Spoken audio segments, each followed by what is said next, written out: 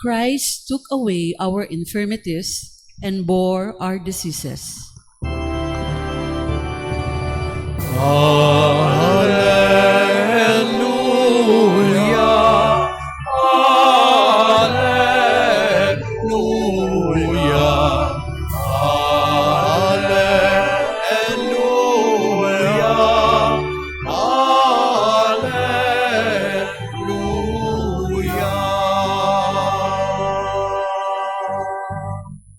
The Lord be with you. And with your spirit, A reading from the Holy Gospel according to Mark. glory to you, O Lord. When Jesus had crossed again in the boat of the other side, a large crowd gathered around him, and he stayed close to the sea. One of the synagogue's officials, named Jairus, came forward. Seeing him, he fell at his feet and pleaded earnestly with him, saying, "My daughter is at the point of death. Please come lay your hands on her, that she may get well and live." He went up with him, and a large crowd followed him. There was a woman afflicted with hemorrhages for 12 years. She had suffered greatly at the hands of many doctors and had spent all that she had. Yet she was not helped, but only grew worse. She had heard about Jesus and came up behind him in the crowd and touched his cloak. She said, "If I but touch his clothes, I shall be cured." Immediately, her flow of blood dried up.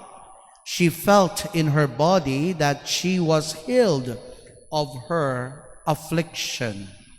Jesus, aware at once that power had gone out from him, turned around in the crowd and asked, "Who has touched my clothes?"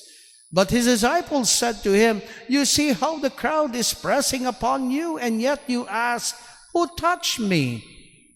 And he looked around to see who had done it. The woman, realizing what had happened to her, approached in fear and trembling. She fell down before Jesus and told him the whole truth. He said to her, "Daughter, your faith has saved you. Go in peace and be cured of your affliction." When he was still speaking, people from the synagogue official's house arrived and said, "Your daughter has died. Why trouble the teacher any longer?" Disregarding the message that was reported, Jesus said to the synagogue official, "Do not be afraid, just have faith." He did not allow anyone to accompany him inside except Peter, James, and John, the brother of James.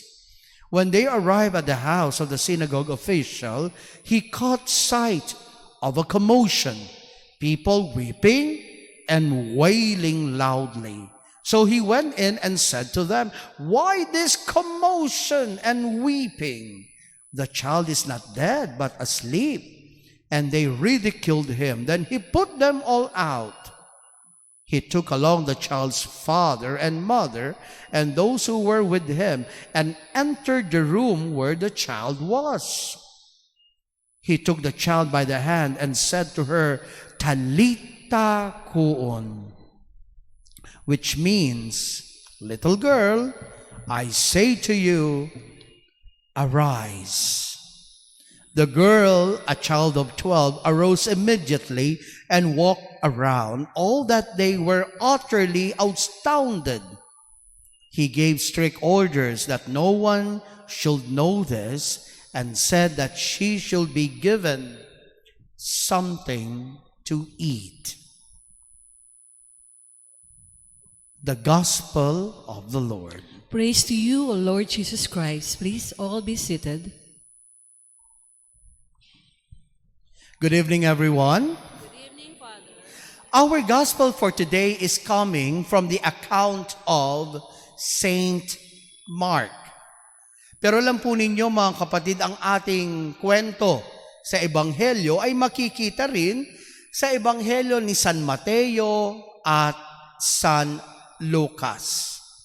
And for my homily, allow me to share to you the story of the woman na mayroong sakit na hemorrhage for 12 years. Okay. One thing for sure, hindi biro sa isang babae ang duguin ng higit pa sa takdang bilang ng araw ng kanyang buwanang dalaw. Hindi po ba? Alam ito ng mga babae. No? Kapag lumampas sa takdang araw, Diyos ko, delikado yan. No? Delikado yan. You have to do something. Dapat magkonsulta na rin sa doktor kung ano ang gagawin. Hindi biro para sa isang babae ang duguin ng higit pa sa takdang bilang ng araw ng kanyang buwanang dalaw. Ano pa kaya kung dinudugo ka sa loob ng 12 years? Have you ever thought of that? Parang yatang hirap naman yata noon. No? Ang hirap naman. Sa totoo lang po, hindi ko alam kung ilang araw nagme-mens ang babae. Ilang araw ba? 3 to 4 days? 3 to 5 days. Aba, matagal-tagal rin pala, no? 3 to 5 days. Naalala ko po tuloy nung ako'y bata pa. Siyempre, bata ka pa. Wala naman akong kaalam-alam noon.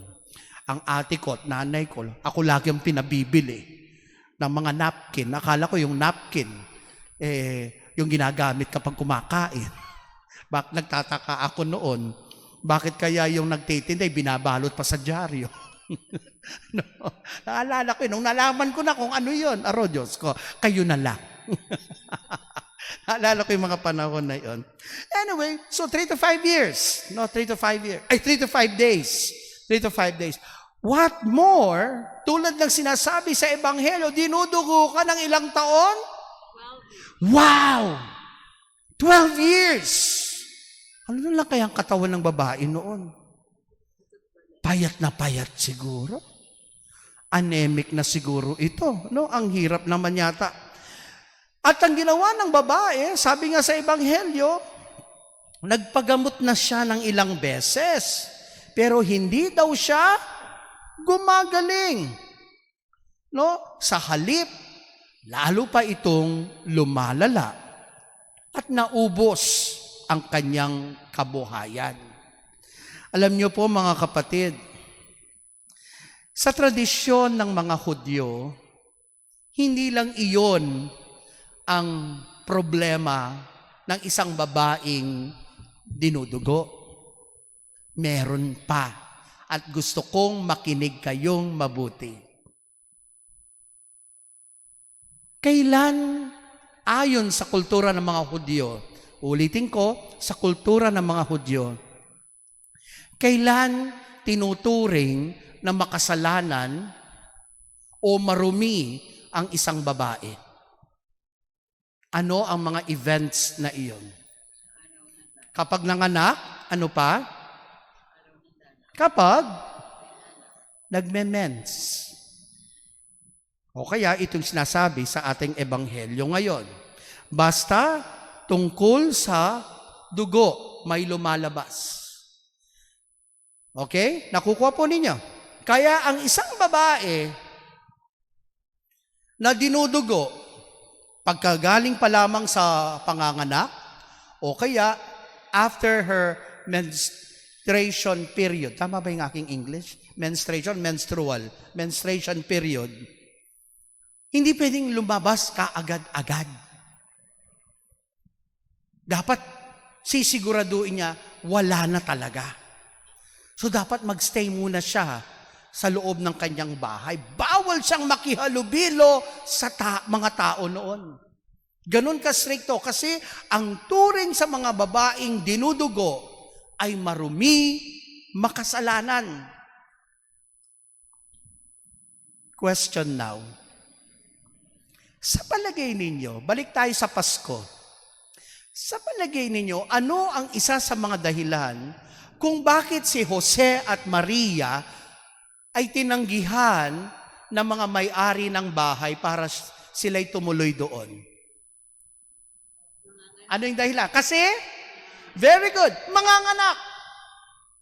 At kapag nanganak, nadatnan si Maria sa kanilang bahay, sa palagay ninyo, may tao pa kayang papasok doon para para magrenta? Wala na. Nakukuha ninyo. Kaya merong social stigma. Ang hirap maging babae, no? Totoo lang po, ang hirap maging babae. Sa mga ganitong kadahilanan. Kaya nga sabi ko, buti na lang lalaki, tuli lang. No? Ang hirap, nakapakahirap.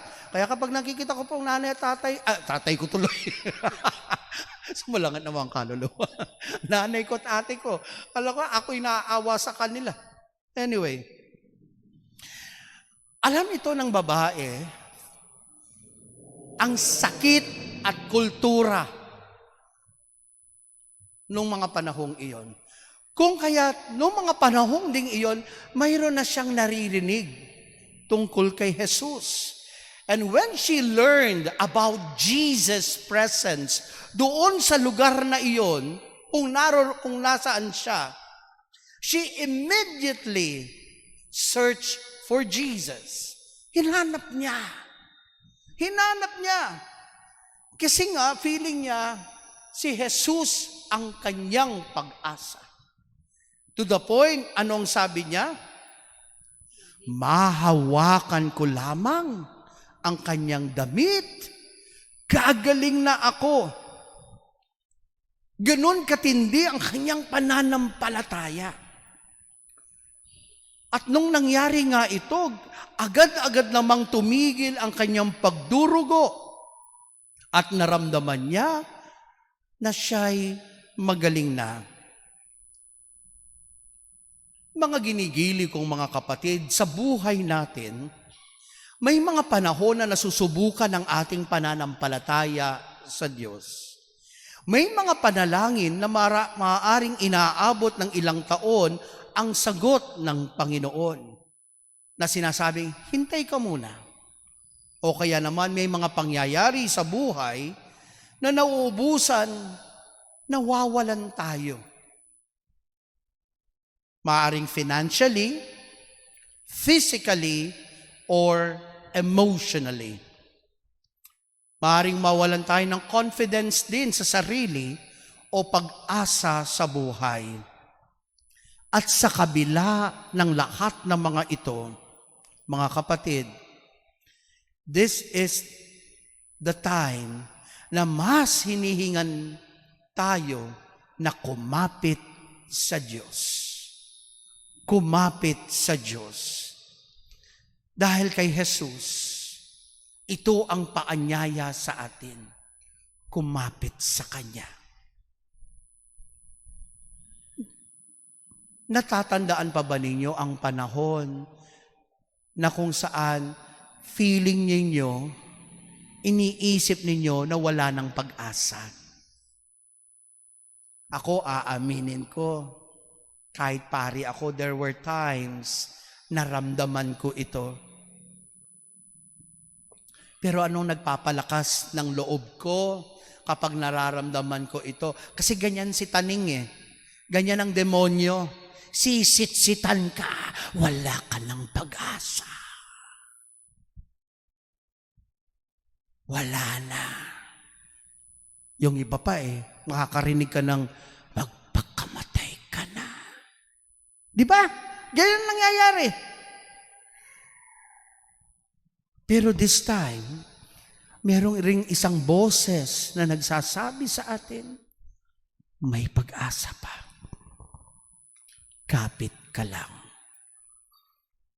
Kung kaya't mga ginigiliw kong mga kapatid, ang tanong ngayon sa atin, kaninong tinig ang mas pakikinggan mo?